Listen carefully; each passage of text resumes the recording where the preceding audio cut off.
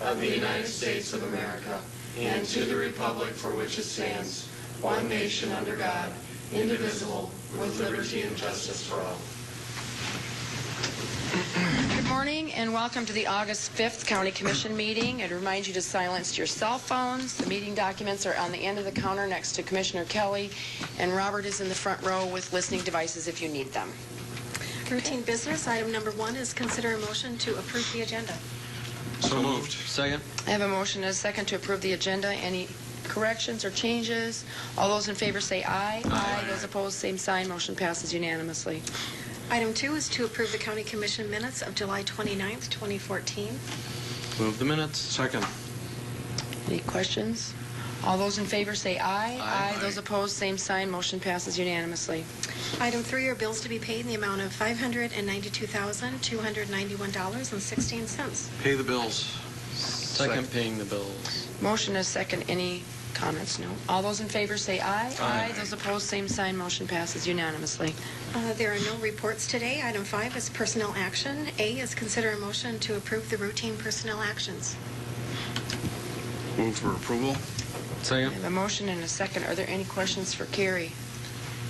Seeing none, all those in favor say aye. Aye. Those opposed, same sign. Motion passes unanimously. Item B is to recognize significant employee anniversaries for August 2014. Good morning, Carrie Deaver for Human Resources. I have quite the list for you today. So to get started, we have Kenneth Jacobs in the Public Defender's Office, Angie Martell, Corey Heist, Michael Markstrom, Tim Gustafson, Michael Walker, and Patricia Neville, all celebrating 5 years of service. The first 4 in the jail. Michael Walker's in the Sheriff's Office, and Patty is in Equalization, and Patty is here with us today. You care to make a few comments, Patty? Okay. Celebrating 10, we have Doug Blomker from Emergency Management, who's here. Doug, podium. Okay. We also have Heidi from Planning, who's in the back corner, of course. Thank you. Okay. And then Corey from Equalization, who's also here with us today. We have Marie Fox from the Commission Office celebrating 15 years of service, but she's not here. Dan Grapevine from the Highway celebrating 35, and Sue Hopkins from Register of Deeds celebrating 35. I don't think either one of them are here with us today. Sue may be coming next month instead. And then Mona Helseth is the winner at 40 years of service. Wow. Incredible. And you all know, of course, that Mona's with our state's attorney's office. So our thanks go to all of those individuals. A lot of years of service this month. A lot of years of service. And we are thankful for the employees and that they like us well enough to stay with us for such a long time. So thank you very much. Item C is to recognize volunteers in county government for July 2014. Another big month, 245 volunteers throughout county. It's incredible. Yep. And I think we say it every month. We couldn't do it without them. So Exactly. a lot of dedicated people that work at the county. So thank you. Item D is a special commission action to consider a request to convert a vacant senior custodian position to a building maintenance technician and approve the immediate recruitment. This is an item that you've already approved as part of your provisional budget for next year. Lloyd Olson is simply asking your approval to go ahead and complete that conversion this year. He does have the salary savings already accumulated for this year to cover the cost, so there's no extra expense in doing that conversion early. And I believe Lloyd is here in case you have any questions for him. Yep. Any questions for Lloyd on this position? As Carrie said, we've talked about this already. I'll make the motion. Second. I have a motion and a second to approve special action to convert a custodial position to a building maintenance technician. All those in favor say aye. Aye. Those opposed, same sign. Motion passes unanimously. Thank you. Item C is application for abatement. Pam Nelson. Good morning. Good morning, Pam. We have an application for elderly assessment freeze. The ID number is 18034. The amount would be for $1,043.43. Any questions for Pam? Make the motion. Second. A motion and a second. All those in favor say aye. Aye. Those opposed, same sign. Motion passes unanimously. Thanks, Pam. Thank you. There are no notices and requests today. The next item is planning and zoning notices. Item A is the first reading and authorize the county auditor to publish a notice of hearing to consider a request to rezone from the A1 agricultural district to C commercial district and R1 residential. The legal description is Track 1, Miller's Edition, Southwest Quarter, Section 10, Township 102 North, Range 49 west of the 5th PM, Minnehaha County. Scott Anderson. Yes, thank you. Scott Anderson, representing Minnehaha County Planning and Zoning. Today I'm asking you to allow the auditor to publish a hearing notice to set a hearing date of August 26th, 2014 to be heard in this room at 9 o'clock. This is a rezoning request to rezone approximately 17 acres from A1 agriculture to C commercial and R1 residential district. This item went to the Planning Commission, and the Planning Commission unanimously voted to rezone the entire parcel to R1 residential, which is not what the applicant requested. I did work with the state's attorney. She advised me to advertise for both the R1 and C1, and then when it goes to the public hearing in August, options will all be open to you on what you'd like to do. So this property is approximately 1/2 mile north of the Renner Corner on the east side of South Dakota Highway 115. So my request to you today is to authorize the auditor to publish a hearing notice for the hearing on August 26th. I'll make the motion. Okay. Second. Motion is second. Any questions? All those in favor say aye. Aye. Those opposed, same sign. Motion passes unanimously. Item B is the first reading and authorize the county auditor to publish a notice of hearing to consider a request to rezone from the RC Recreational Conservation District to the C Commercial District. Legal description, Lot 1, Block 3, except the south 25 feet, west 25 feet of Berry Subdivision. Lots 2 and 3, Block 3 of Berry Subdivision, and Lot 4, Block 3, except H1 and the south 430 feet, north 863 feet, east 476 feet, except H2, all in the northeast quarter of Section 16, Township 102 North, Range 49 west of the 5th PM, Minnehaha County. Thank you. Once again, Scott Anderson, representing the County Planning Department. This is a rezoning request 14-6 to rezone approximately 6.64 acres from RC Recreation Conservation District to C Commercial. I'm asking that you authorize the auditor to publish a hearing notice for a hearing on August 26th in this room at 9 a.m. The property in question is located on the south side of Renner Corner, directly across from the convenience store, gas station. And the Planning Commission recommended unanimously to rezone this property. And I'd be glad to answer any questions. Otherwise, I'm asking you to set the hearing date for August 26th. Is there a motion? So moved. Motion is second. Are there any questions for Scott? Madam Chair, I'll just point out that both of these items are within a half mile of each other. They're near Renner Corner on Highway 115. I have a motion and a second. All those in favor say aye. Aye. Those opposed, same sign. Motion passes unanimously. Item C is the first reading and to authorize the county auditor to publish a notice of hearing to consider zoning text amendments related to the following. Article 19.05, conditional use permits. D, conditional use permit criteria. Yes, once again, Scott Anderson, County Planning. I'm asking you to authorize the auditor to publish a hearing notice for August 26th at 9 a.m. in this room for some proposed text amendments to Article 19.05 of the county zoning ordinance. This is the section of our zoning ordinance that deals with conditional use permits. And what we are doing is, on the advice of the state's attorney's office, we are incorporating some criteria that we commonly use for reviewing conditional use permits officially into the ordinance.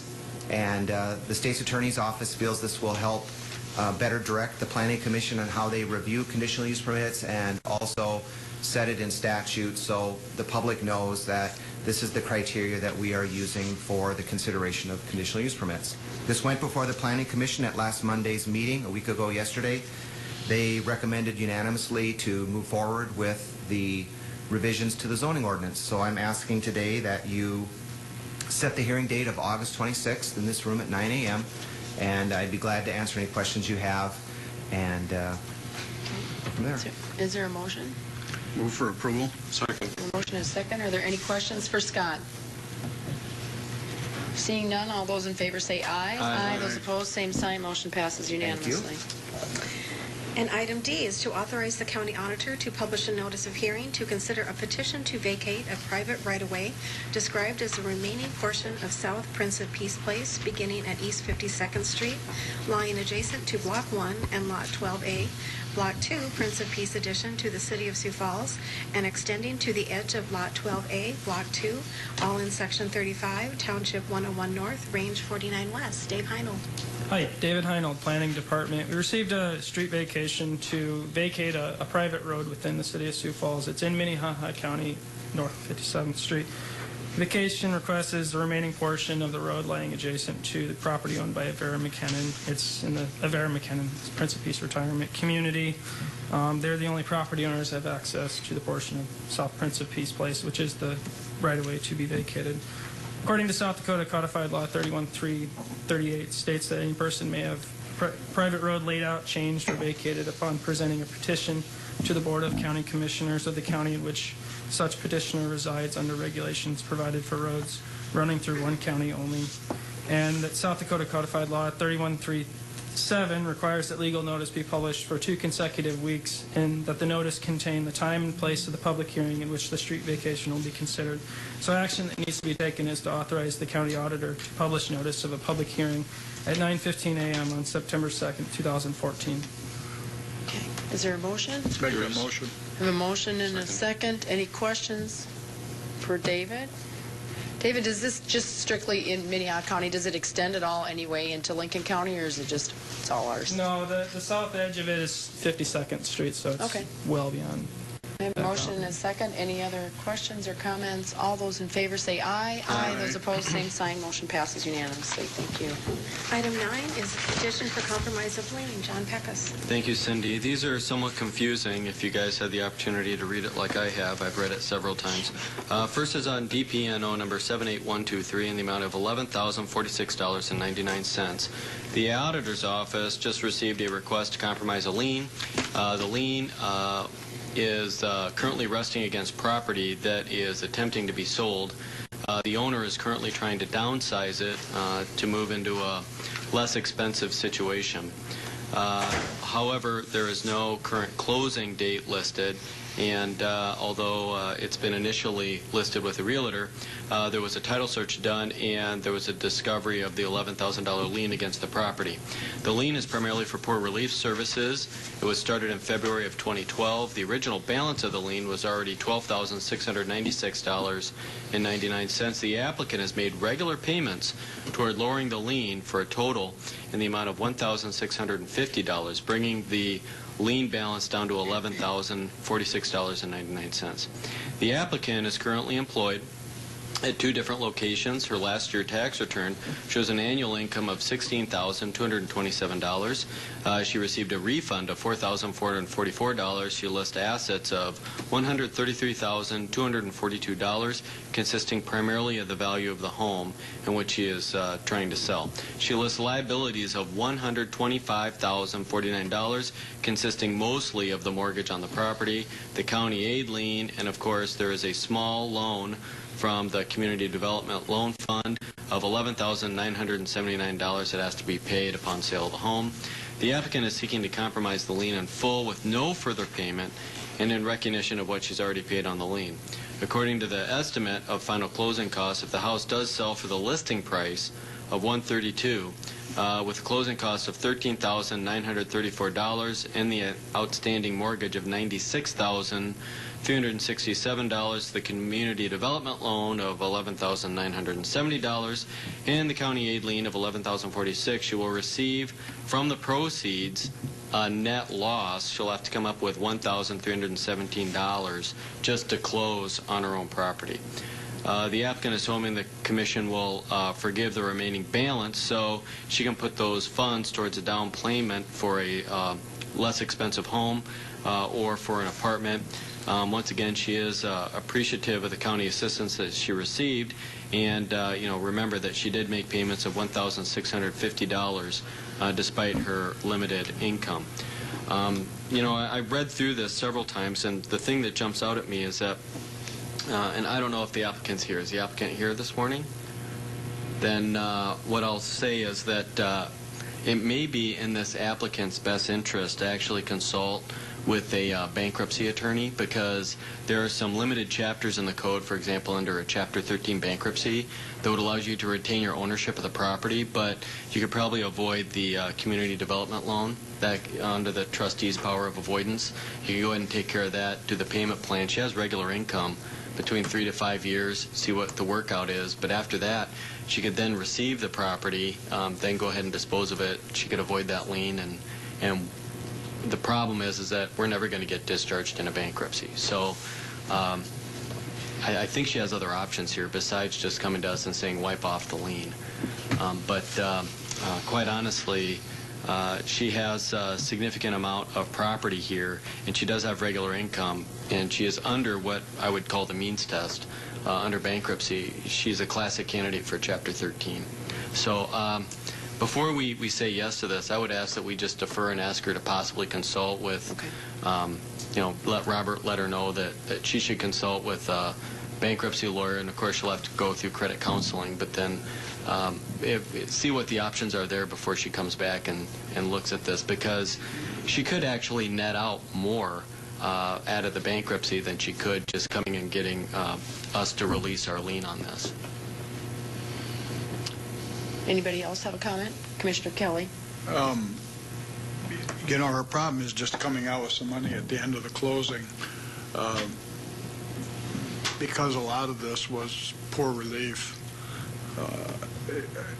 I'd like to float a motion to reduce this by $5,000, and she can also perhaps go to community development and ask for some forgiveness, and that would leave her the ability to sell a house, have a little money to make a down payment on an apartment or a house. It doesn't sound to me like she probably would want to get into a house again, but at least it wouldn't leave her saddled with ponying up at the end. This way she could, if she could get $5,000 out of community development, she'd have $10,000 and still pay off the other portion of our loan. So my motion would be to reduce the amount of the lien by $5,000. I have a motion. I'll second that.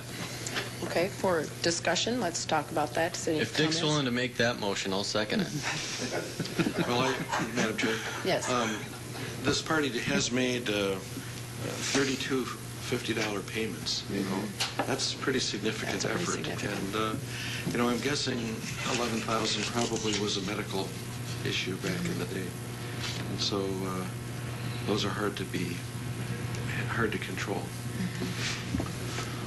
Commissioner Benedica? I would prefer that you didn't have to go through bankruptcy, and I think the motion is worth consideration. But I also think that, frankly, we're the last one always getting paid in these things, and I would hope that the community development group would consider doing that.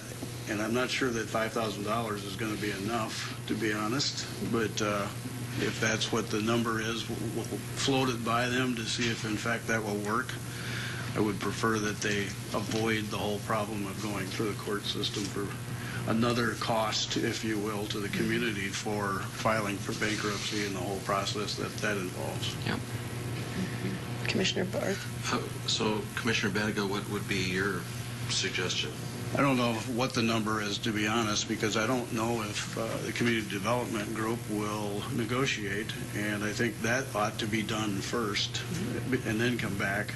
And if we can put a formula together to leave her with something to walk away from her problem and still have housing, which we would end up paying for also at the end, I think that solution is much cheaper than what's been suggested. Yeah. Commissioner Kelly? I can't, for some reason, this computer's so slow, it won't bring anything up, but it seemed to me on her closing statement that it would help her, and I do think community development has to come to the table on this. I think we do a good faith act by doing it now, and she can go to community development and say, you know, I'm still in this problem, I'm still going to need help from you. If she doesn't get any help out of them, it'd be interesting to know at the end so that we could, if this ever comes up again, we know where they stand. And, Any other questions or comments? Madam Chair, Commissioner I Barth. wonder if we wouldn't be better off just reducing it to a flat $5,000 that she would still owe us, and so that would reduce her lien by $6,046.99. What would you think of that, Commissioner Kelly? Would you consider that a friendly? motion's on the floor. Okay. Any other thoughts? I just have a question that if we do this compromise and then you bring her the suggestions that we had, can she still come back and ask for another compromise this year?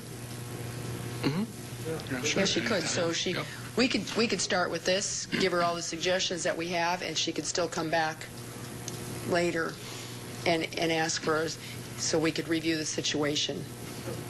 With her situation, I think it's unlikely we're going to get paid much in the long run anyway. This would get us some $6,100. And now it sounds like Jeff, but I'm doing it more to help the lady than anything else. That's my purpose.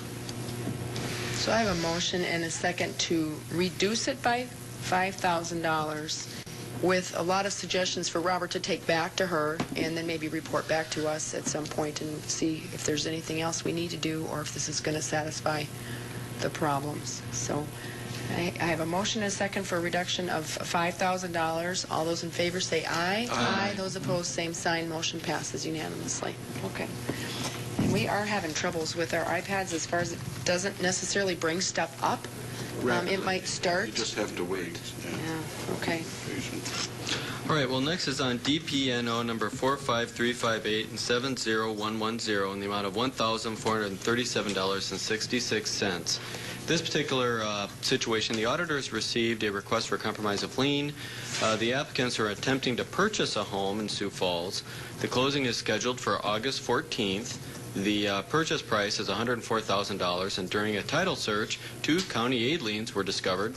The first is in the name of both applicants. The lien has a present balance of $1,265.36 and is for poor relief services. The lien was first recorded in May of 2009. The second lien was recorded only in the name of the husband, and that is in the amount of $1,739.04, and that is for public defender and court-appointed attorney services. That lien was first recorded way back in April of 2001. Examination of that lien revealed that there were several questionable circumstances. The liens were from 2 other counties on this original one on record. The original was from Lake County, and that has been paid in full to Lake County. The other was from Clay County with 2 entries of $783.37 for a total of $1,566.74. After further investigation, it was discovered that Clay County actually sent duplicate entries to us for our collection on those particular liens. So they've actually made an attempt to try to correct that. They're going to be sending the documentation to remove part of that lien amount that they currently attempted to double bill. So we told them nice try, but they're trying to get that up to us to get that obviously corrected. Regardless, he still does owe a small portion of that to Clay County, the amount of $50. So at this point, our lien indicates we have $1,739 on the lien, and the actual amount owed to Minnehaha County is $172.30. So the total amount owed to Minnehaha County is $1,437.66. The wife is currently employed.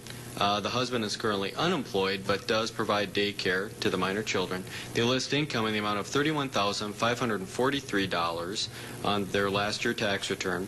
It appears they received a refund of $7,974. Once again, they list assets of $22,710 consisting mostly of their vehicle and liabilities of $19,546 for essentially the credit card debt and money they still owe on the vehicle. They are first-time home buyers, and they're attempting to get everything cleared up so they can take advantage of that particular program. And there is no cash required at the closing of this particular purchase. So they're requesting that the Commission compromise the lien $1,437.66 with no further payment. All right, and once again, they did indicate that they had no idea that there was any sort of lien attached to the property related to the poor relief services. And of course, they are very appreciative of the money that they received from the county, and they're hoping that we will, of course, resolve the lien without any further payment. So in this particular instance, I'll make the motion. I don't know if I'll get a second. What was your motion? To go ahead and waive the lien amount without any further payment. I have a motion to waive the lien amount for $1,437.66. Is there any comment, or is there a second? Is there a second? Dies for a lack of a second. Madam Chair, is the applicant here? I was going to see if there was a motion first, and then I was going Right, to... it died for lack of a second. Though, Okay, so is the applicant here? You can stay in your chair, and you don't have to identify yourself. You should just talk loud so we can hear you. Okay. The aid that we received in 2009 was after premature birth of our twins. We did the best we could, went through all of our savings. By May, we did need assistance to continue to pay our bills. We have done everything that we can to rectify our past debts, and I thought that we had done that successfully until we got to this point, and we're now realizing that there is the lien against us, so we are not able to complete the step of purchasing our home, which we are trying to do to create a stable life for our children. Yep. Okay. The first motion died for lack of a second. Madam Chair? Yes. Can I ask Commissioner Peckus, I think it's page 9 or so, it's just a little confusing, the final conclusion, which is talking about the Clay County lien and then the balance owing Minnehaha County. So is our balance $172.30, or is it $1,437.66? I think it's, well, I can't get mine to pull up. So I'm going to trust, thank you. Yeah, I just got it to pull up. I see, for example, Lake County listed as well as Clay County, and I see the Clay County lien of $1,566.74. Balance owing Minnehaha County, $172.30. So I'm assuming that we are owed $172.30, and the other balance that is being corrected is going to be coming back. So the actual amount we need to collect is the $1,400 amount that I quoted before. Okay. So part of that is our obligation is that we have to collect for the other counties when they give us notice of that. So our obligation is to go ahead and to collect on that. Kirsten. So Kirsten has a comment. Just a minute, Commissioner Kelly. I just want to clarify something. Robert, did you receive these materials at all? Did you have any, or is this all Commissioner Peckus who looked through this? Robert. I have. Robert.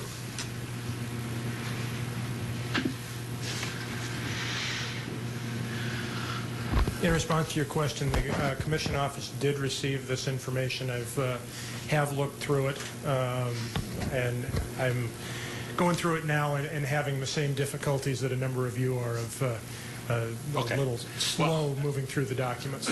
My laptop seems to be working fairly well, so my understanding is there's two separate DP&O numbers. One has to do with the Clay County and Lake County materials that is down to $127 or $172.30. The other one is a separate one for what are marked poor relief services, but I believe it's hospitalization payments, and that does remain, as I understand, $1,265.36 to Minnehaha County. So the addition of those two together, I believe, is what's still owed. Yeah. Okay. That's that 1,400. Yep. Yeah, it's so the one I quoted. Just so you all have the same figures. I'll get there eventually. Yeah. That's okay. There have been significant payments on this lien. If I may add, Yep. we have rectified the lien with Clay County, so Okay. that has been satisfied. Okay. Okay. So that would make a difference. Can I ask? Yeah. When Commissioner the Kelly. payments are made, Which lien, I mean, does it go against Minnehaha County, Clay County, or which lien does it go against? Or is it just against the total? They pay Clay County, right? You paid Clay County when you were paying them, so then they let us know that they've paid it off. So then it just comes off of it. It's just... So we never received the money to Clay County? No, they paid Clay County. So the other counties were paid off, and we're still sitting with $1,500, or roughly, plus or minus? They didn't know that they owed us money, too. We get notice, and Darlene, correct me if I'm wrong, but we get notice from other counties, and if they're located here and they're no longer there, we actually are obligated to go ahead and receive those funds, and then we'll remit those back to those counties after we collect them. But have they got priority over our liens? I guess that's my question. Well, my understanding is that liens go by order of priority, and so if theirs is sooner than ours, then they get paid first. Give me a second.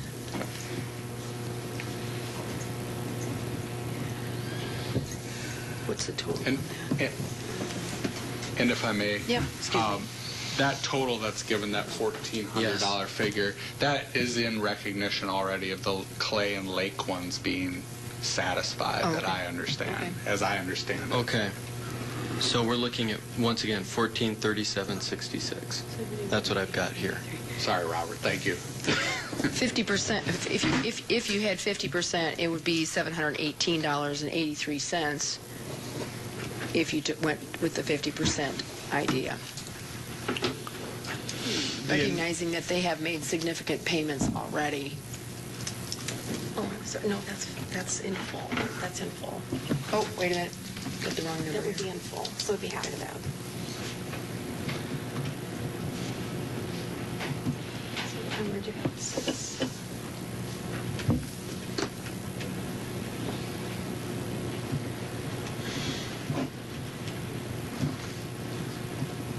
How did you get that?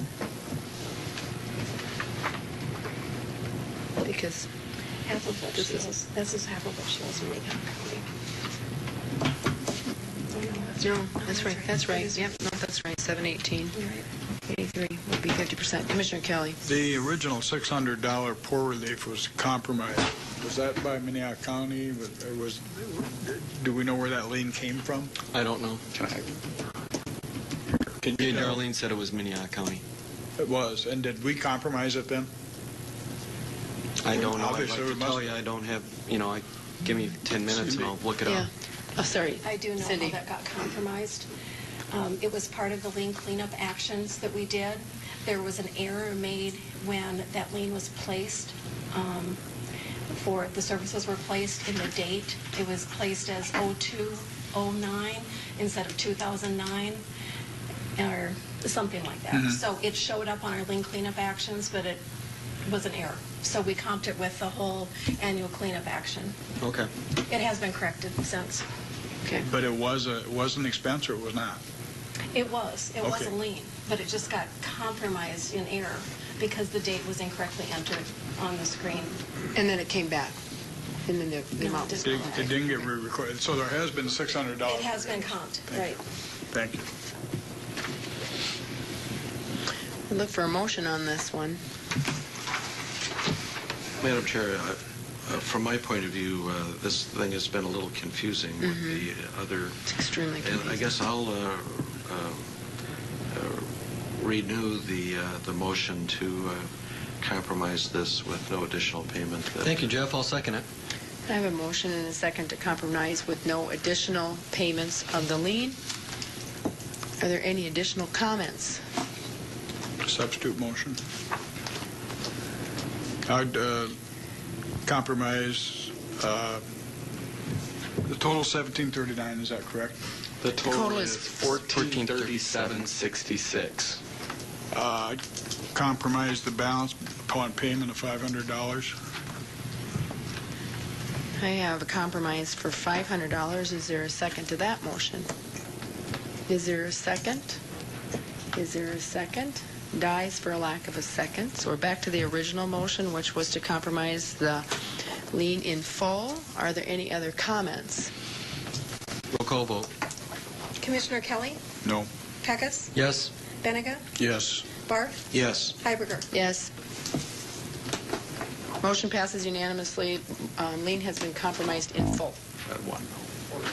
4 to 1, excuse me. 4 to 1. The next item So you can is talk to Robert and he'll help you finish whatever you need to do. the next item is opportunity for public comment. This is the time when we offer for anyone to speak about anything outside of the agenda. No one? Okay, we'll move on. Regular business, item 10 is to authorize the chairman to sign a contract with Blacktop Paving in the amount of $34,500 for paving work on La Mesa Avenue. DJ Boothie. Good morning, Commissioners. DJ Boothie, Highway Superintendent. In April of this year, we briefed the Commission on the La Mesa Avenue project, and we're directed to go ahead and move forward with paving that road with the county forces. We did begin construction by placing aggregate base course and grading the roadway. And then, as you remember, in June of this year, we had the flooding events, and the flooding had washed out a large majority of the grading work that we had completed. And so, because of the emergency response efforts that we've been working through, that has basically been sitting there since then, and we've determined that this roadway is on a potentially eligible list for emergency relief funds. And so we've moved forward with a contract request to the Commission for $34,500 to have Blacktop Paving complete the aggregate base course and grading work that needs to be done prior to us paving. And then we expect that this will be eligible for reimbursement funding through the ER program. And school starts, I think, in about 2 weeks, maybe 2 weeks from today or tomorrow. And so the idea is that we execute the contract today. The contractor is able to complete the grading work by the end of this week, and then county forces pave the project next week. So if you have any questions on that, I can answer them now. Any questions, Commissioner Dick Kelly? I'm not sure you can answer because unfortunately planning is not here to help. But Planning is here. Scott's here. They are here. Good. Scott's here. This is all due to the George McGovern School, right? And is it my understanding that the city annexed that thing even though it is not contiguous? I might be. Go ahead, Scott. Well, they annexed it. Yeah, that is correct. And it is not contiguous. They used right-of-way and some easements to reach the Well, if they arm own of the city out right-of-way, there. then why don't they fix the road? I'm going to support you because it's a FEMA deal, but I just don't understand how the city annexes it, takes the building permit cost, which is something like, in our case, would have been $195,000. Is that right, Scott? Well over $150,000 Yeah. in that range. And then we end up fixing the road. I understand we got to do it because for the school, but I think the city's ducking their responsibility on this one. Said the former city councilman. Thank you, Commissioner Kelly, for your comment. Are there any other comments or questions?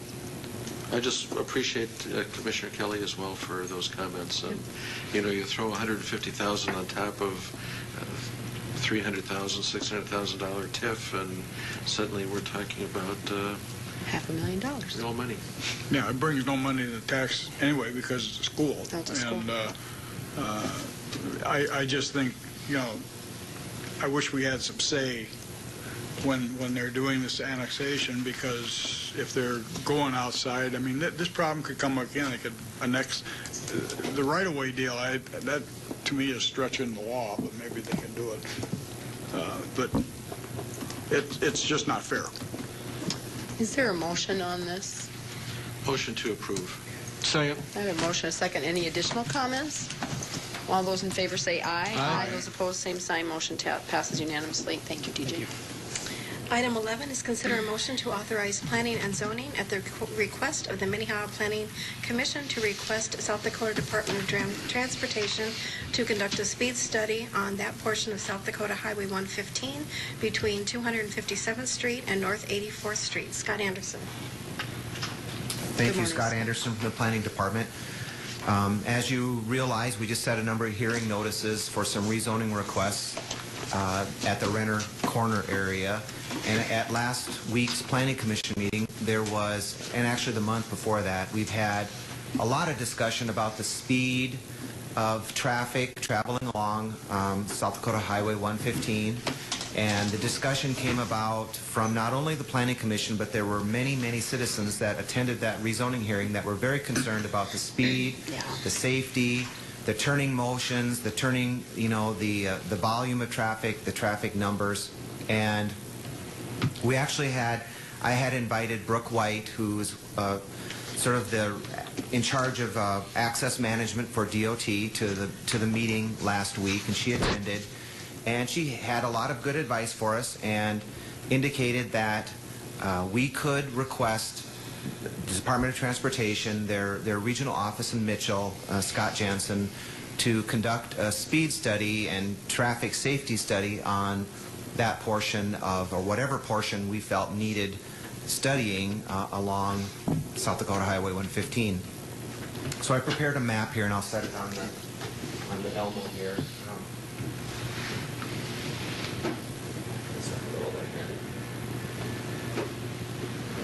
So basically, what I'm asking is the Planning Commission made a motion to ask you to forward this on to the South Dakota Department of Transportation to study the speed, the traffic, the turning motions, the access management points for a 1 mile segment of Highway 115, 1 mile north and 1 mile south of Renner Corner. And Renner Corner is right here. And so I think that we're seeing there's a new church that's been built there in the last 5 years. We now have 2 significant rezoning requests, one for commercial, one for residential and commercial in this corridor. Brooke White also indicated that this isn't something that they're going to jump right on. It has to fall into a schedule of their studies that they need to look at, so it could be a while, but let's get it on there is sort of the philosophy that the Planning Commission had. So my request to you today is to authorize me to send a letter on your behalf requesting the DOT, Department of Transportation, to conduct this speed study and traffic safety study on this 2 mile segment of South Dakota Highway 115. Won't cost us anything. Not sure what timetable it'll fall into, but I'd be glad to answer any questions you have, and I know that the community out there will greatly appreciate the work that we're doing to try and evaluate the speed and safety of South Dakota Highway 115. Any comments, Commissioner Benega? Commissioner Benega.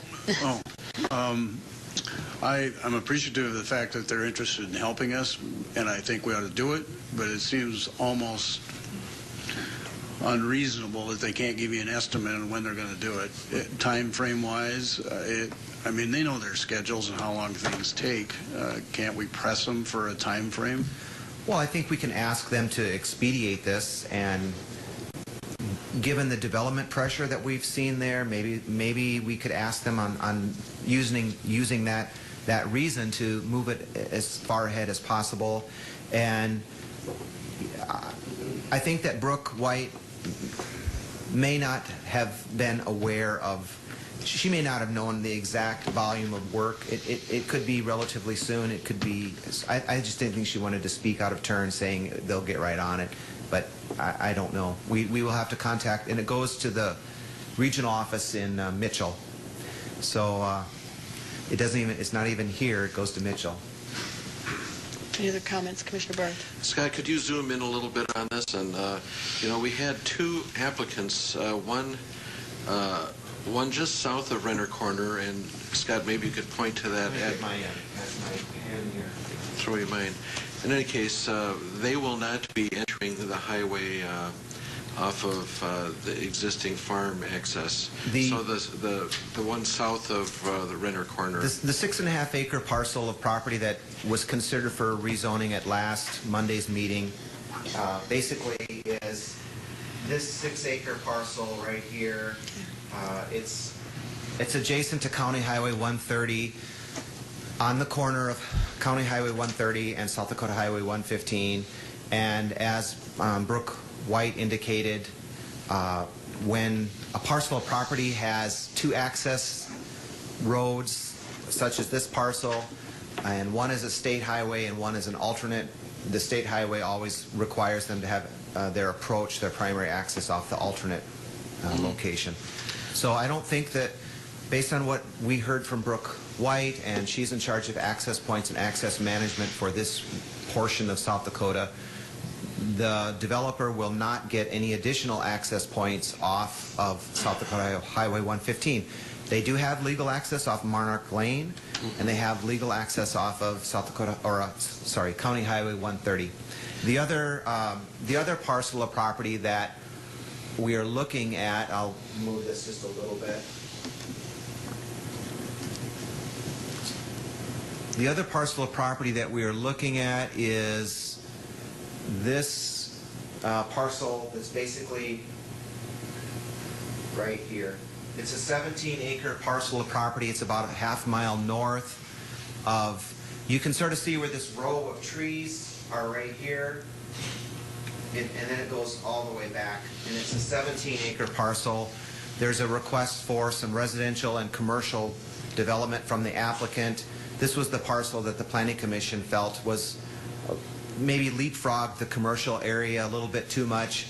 And then we had a lot of good discussion. This was an item that was continued for 2 meetings, so we could have a really detailed discussion on Renner Sanitary Sewer District, Minnehaha Community Water. DOT was there because we wanted to the Planning Commission wanted to be very well educated on what was going on there. And I think we had a very good discussion. And that rezoning is also going to be heard on the 26th of August. So we'll have quite an interesting meeting on the 26th. Madam Chair? Yes. So on that northern spot there, they wanted, 8 acres, Scott, along the highway? 4 of commercial. For commercial, and we wouldn't give it to them. And part of the reason was access, and the neighbors across the street there said that traffic coming south crest the hill and are on them immediately at 65 miles an hour. Yeah. And the applicant for this commercial area had a plan, and he said also, who wants their backyard to be a 65 mile an hour speed limit? It's not right for residential. It's better to have, commercial operation of some kind, whatever it is, but, you don't want your swing set a few feet away from some guy zipping along. And this highway, I believe we've had 2 fatal accidents and 1 near fatal accident in the last year. That's just out of my own anecdotal memory, but the speed and the traffic on that road is high. We need to have turn lanes, if nothing else. The state did say also that what they normally do is measure how fast people are driving and set the speed limit at that.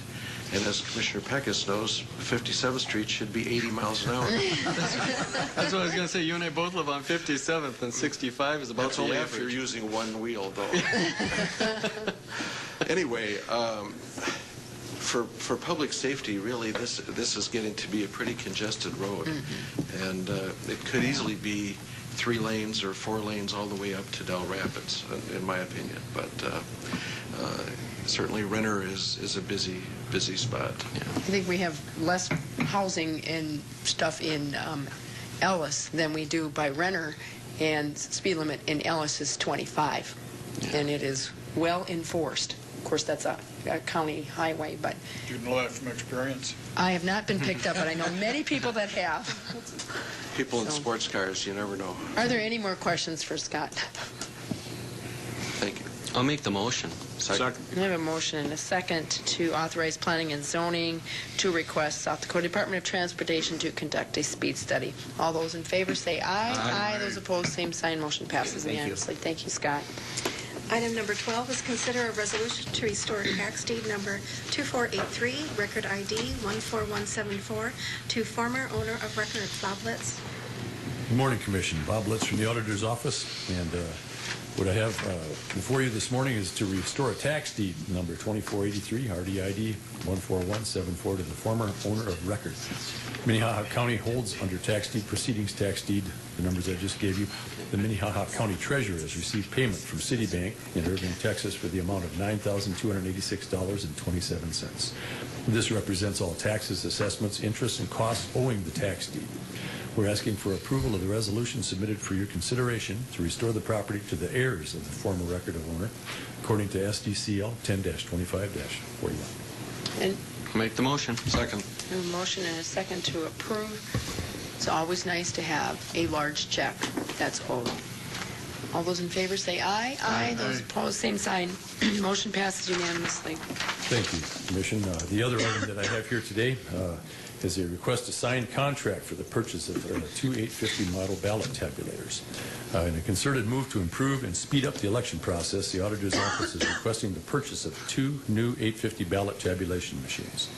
Recently, there have been some election improvements, in particular, the addition of Windows 7 into some election processes that enable us to take advantage of the new technologies offered by this machine. Our 650s were originally slated to be replaced in 2018, but investigation has revealed that instead of 4 new machines, we would only need 2 to handle a county of our size, and this also accounts for some future growth over the next 10 years. Due to reduced costs and aging technology of our old machines, we think it time to replace them before the next election. The expense of the machines would come from HAVA funds administered by the Secretary of State's office. Conversations with that office revealed that we could apply for and receive the funds within a month. This purchase would put the HAVA fund level at about $460,000. The total cost of the machines would be $217,625 delivered and set up. That price comes with staff training and 3 days of on-site election support before, during, and after the election. Testing would commence normally as we do with the current machines. And I did a little cost analysis there on the 650s. You know, we had a total for the hardware support and firmware agreement of $8,376 for a total of 4 machines. With the 850s, for the same things, we have a total of $7,880 for the total of 2 machines, which is a $496 savings. If we had 4 of the machines, obviously the cost would be more. But we've got opinion from people in the industry that a county of our size would get by with 2 of them. Also enclosed are some opinions from jurisdictions that currently use the machines. And the action today that I'm requesting is to approve the purchase agreement and contract for the 850 ballot tabulation machines. Any more questions for Commissioner Barth? Bob, I'm supportive of this, but I do have a couple questions. You know, when I see the nomenclature, the 650 machine being replaced by the 850, are there no other manufacturers that make these? Is this the only company that makes these products? There are other things out there, but I thought having the continuity of having ESS as a service provider, and this is their recommended machine, and is the natural extension from the 650, I thought the similarities from the machine, the company, being familiar, and it just made sense to go with them. Madam Chair, so do they have a local office or anything, or do they come in from somewhere else? ES&S comes out of Omaha to service our machines, and they have a support staff and office down there, but their main office is out of Chicago. Any other questions? Finally? Yeah.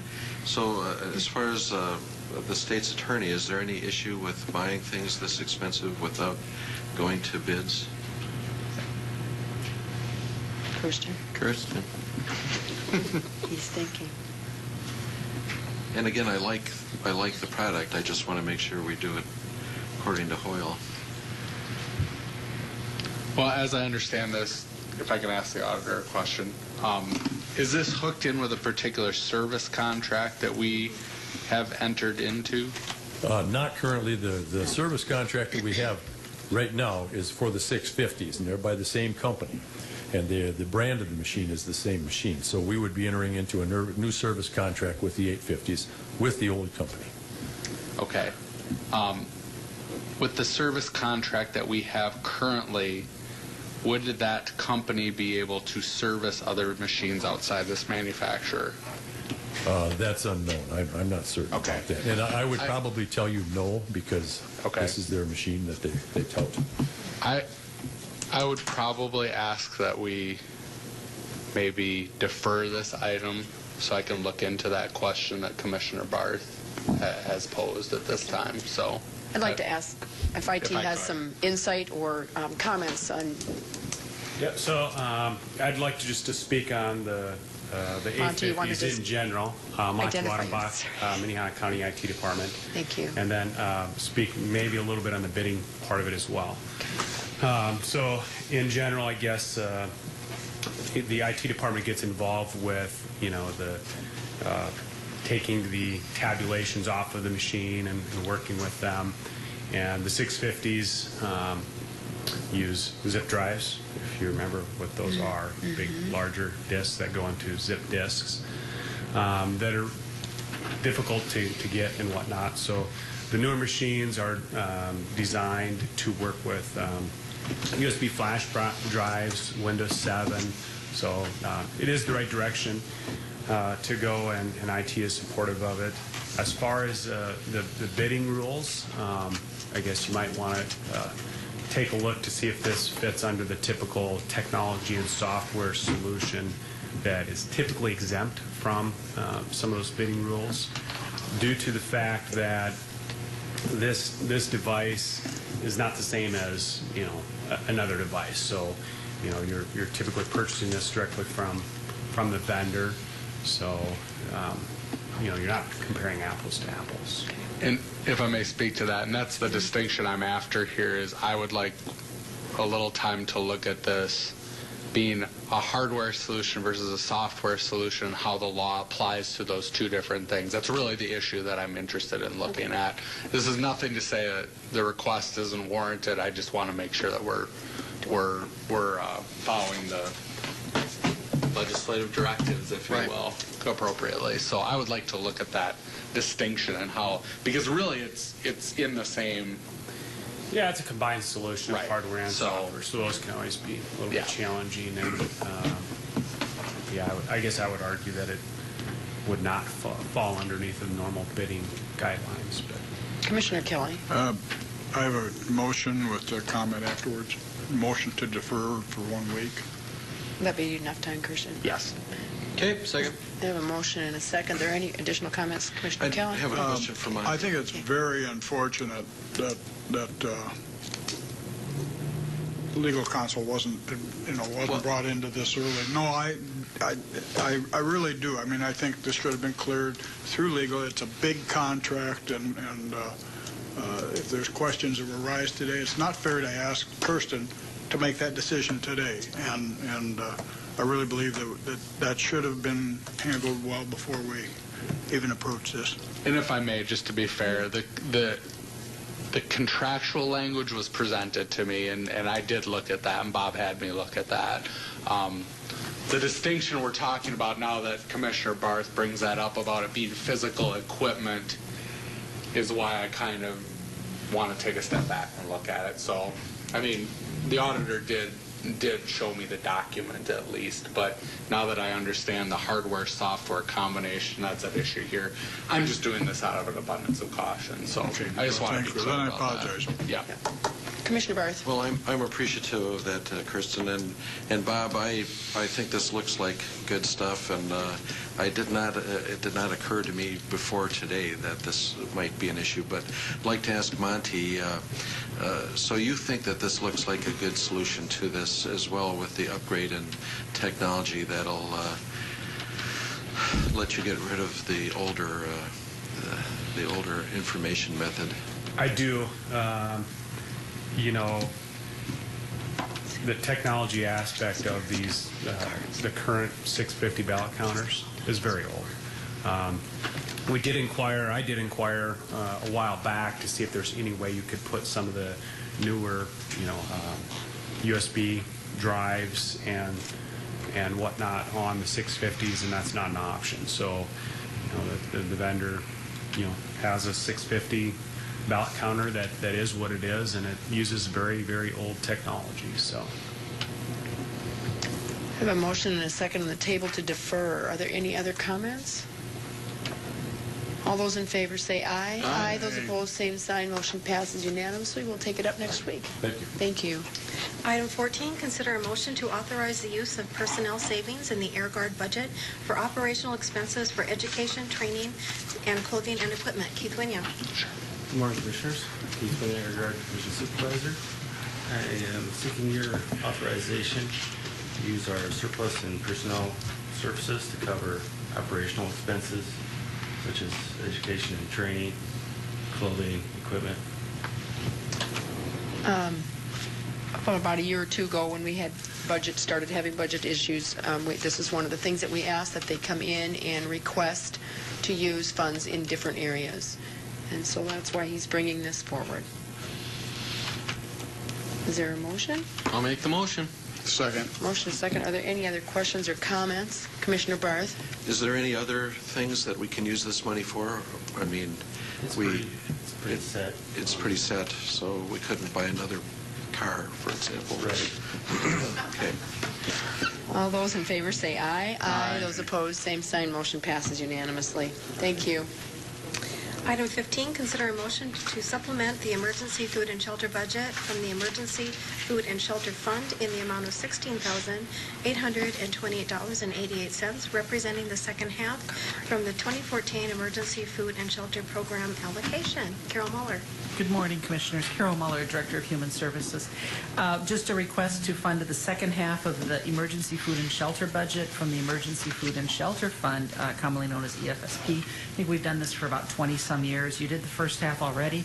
The second half is $16,828.88. Just to let you know, we've been using this for motel costs because affordable housing is such an issue in our community that our motel costs, because we can't get families into permanent housing, has been huge for us. We're already $7,000 over that line item for the annual expense this year. Significant increase for last year, from last year. So we have served 153 people with this and provided 1,579 nights of shelter. So with that, would request for this supplementation. Is there a motion? There is. Second. The motion is second. Any questions for Carol? Just a Commissioner comment. Kelly? I think I mentioned this before, but in the third or fourth line of Carol's remarks, she said, started as a temporary response to the recession in the 1980s.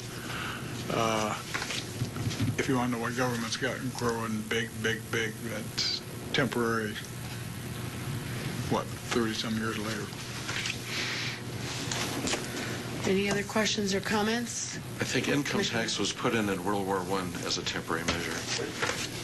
And just to let you know that temporary also applies to the fact is that we can only provide 30 days of shelter to people. So that assistance for somebody is temporary. No, I don't have a problem with it. I just had to make that comment. Carol, you know that.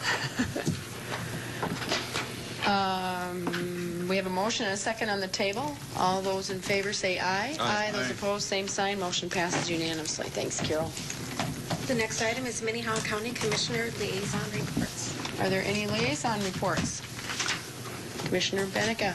Just very briefly, yesterday, Commissioner Kelly and I and representatives from the public safety side of the operation, if you will, spent 7 hours interviewing individuals in the potential of helping us with our long-range plan for a strategic plan on how to meet the physical needs of our public safety facilities. So it was a long, grueling effort, and we'll be checking references and moving forward with that in the near future. Okay. Any other liaison reports? Any new business? Any old business? See you at the fair. I'm just going to say the fair is going on and will go now through Sunday. Lots of exciting events going on. I also went to listen to Senator Thune yesterday, and I enjoy listening to him, but I'd say it was all pretty bleak yesterday. So, are there any other comments? I look for a motion to adjourn into contract negotiations and pending litigation legal briefing. So moved. Second. A motion and a second. All those in favor say aye. Aye. Those opposed, same sign. Motion passes unanimously.